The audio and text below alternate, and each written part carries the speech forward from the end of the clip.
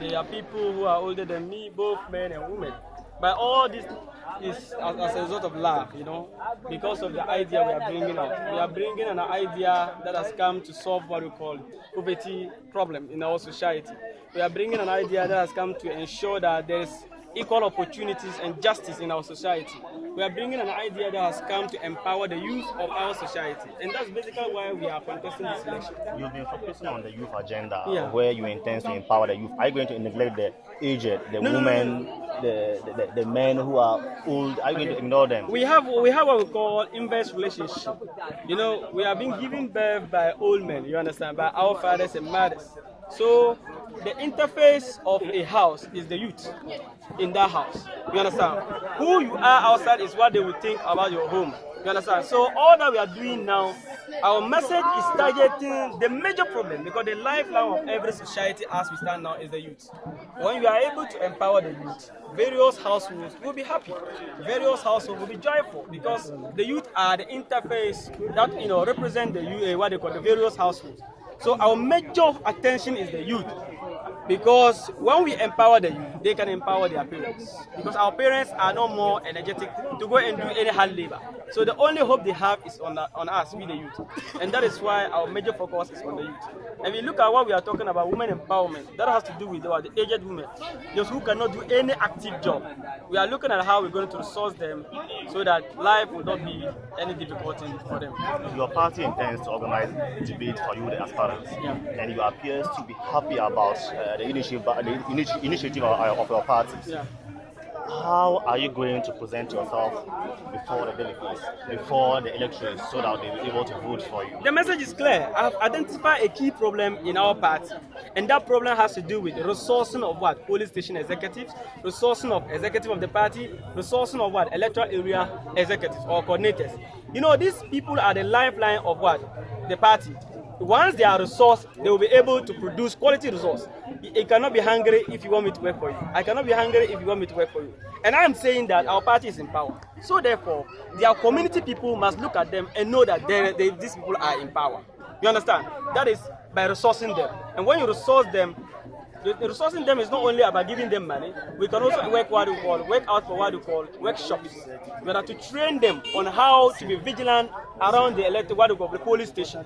Because we realize that there have been a lot of malpractices in our elections in this constituency. And that is why we have come to fill in that gap.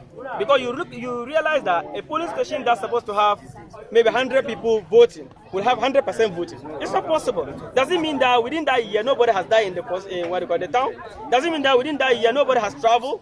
You understand? So we have identified that key problem and we have come to solve it. And by solving it is the resourcing of what? The police station executive, resourcing of the executive, make them feel like they are in power.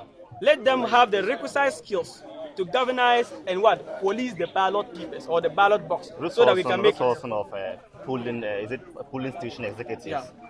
I would say it's a sole responsibility of the national level, of the national executives of the party. Why are you going to take it up as a parliamentary aspirant? You as a leader, once I've been given the nod, I'll be the what they call it, an intermediator. You understand? And it could stand between the party and that of my local people. You understand? So I am saying that we are not going to rely on only the funds the party at the national level will be sending. We are going to look external source of income. And that has to do with the international level, because we have international association that is supporting the political party, MPP. We also have our philanthropists who are ready to project and invest in our constituency. And that is basically why we are here. So we are here basically to empower our collective youth. We are here basically to empower our mothers.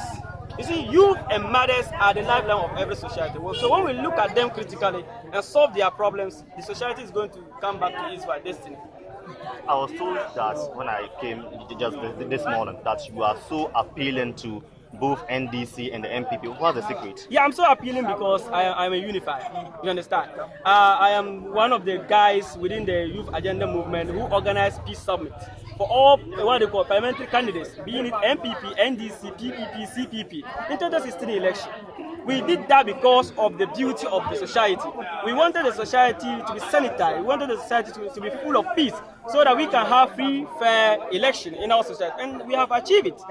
I was MPP, but I did that because I wanted to provide equal opportunity and equal platform for all political leaders in our town. Because without the party, we are still the same people from the same destiny. You've been meeting delegates of your party, and how are they responding to your message? They are responding to my message because I have been touching on critical issues that is affecting them. And the critical issue affecting the executive as well as the delegates of our party is lack of resources. If you don't have resources, how will you execute a plan? Okay, MPP has planned that we are going to be victorious in 2020 election. This is the plan. The plan is we are going to make sure that we do door-to-door campaign. If you don't have the resources, how will you do door-to-door campaign? So I am coming in because I know I have the capability and capacity to attract external source of income, to add it to what they call it, the MPP funding, so that we can resource them to do the work. Remember, every election is won at the polling station, and that is why my focus is at that place. Once we police it very well, we are going to be victorious, and I know I will win. You are so interested in winning the Kumbung seat for the MPP for the first time. Yeah. And in case you didn't win this parliamentary parliamentary primaries, how will you be able to work with the other aspirants to ensure that the party will win the seat? That has always been our track record because we don't have that kind of personal interest. What we are doing is to how to ensure and project the quality image of Kumbung constituency. That is basically why we are here. So whether win or lose, I am going to participate or partake in the activities keenly. And I also bring all that I can do to help, attain the victory 2020. So this is not just because I want to win, that is why I'm going to bring all this. No. I am going to bring it whether win or lose. And I know I'm winning because the people are responding to the message. And it's all about the message. Remember, the debate we are talking about, I am the one who called for it. Because I'm saying that after these primaries, MPP in Kumbung should never be the same.